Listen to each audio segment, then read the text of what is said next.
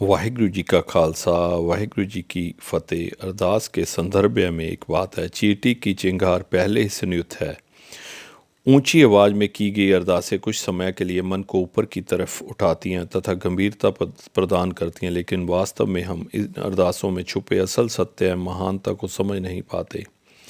इसलिए ये हमारी आध्यात्मिक शक्ति को ऊंचा उठाने में सहायक नहीं होती। इसके विपरीत हम लोगों की प्रशंसा तथा शाबाशी में फंस जाते हैं।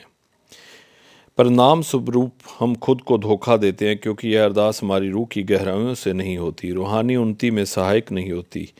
इनमें हमें कभी कभी भौतिक आनंद एवं लहर का अनुभव होता है, लेकिन हमारी चेतना जागृत नहीं होती, तो जो केवल आत्मज्ञान द्वारा ही हो सकती है।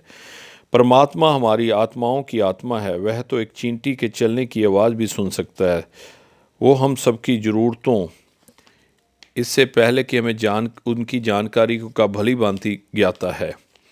शांति चित्त के ख्यालों में की गई अरदास ही भलीभूत होती है। हमको अपने प्रभु को नम्रता सहित स्मरण करना है, शोर मचाने की आवश्यकता नहीं, क्योंकि वह सब कुछ जानता है। श्री गुरु गोविंद सिंह जी फरमाते हैं, हाथी की पुकार पल पाछे पहुँचता, चींटी की चिंगार पहले ही सुनत है।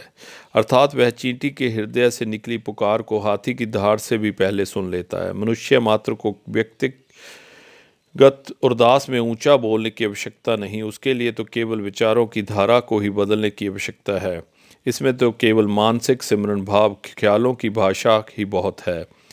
प्रभु का पाना बहुत ही आसान है। इसके लिए तो केवल अपने कम को बाहरमुखी ख्यालों से हटाकर अंतर्मुखी बनाने की ही आवश्यकता है, और ऐसे प्रभु के दर्शन हो जाते हैं, जो कि हमारी आत्मा है और हमारी असल ज़रूरतों को हमारे से ज़्यादा समझती है। हमें अति विनम्र भाव से समूह मानवता के भले के लिए अरदास करनी चाहिए, जो कि सारी कायनात का विषय है तथा परमात्मा को बहुत प्यारा है। यह एक शक्तिशाली साधन है जो कौमों को मजबूत करने तथा समाजों को एकता के सूत्र में पिरोने का काम करता है। नानक नाम चढ़दी कला, तेरे भाने सर्वत दा भला। सारी मानवता के लिए, सर्वत के भले के लिए अरदास हमें करनी चाहिए।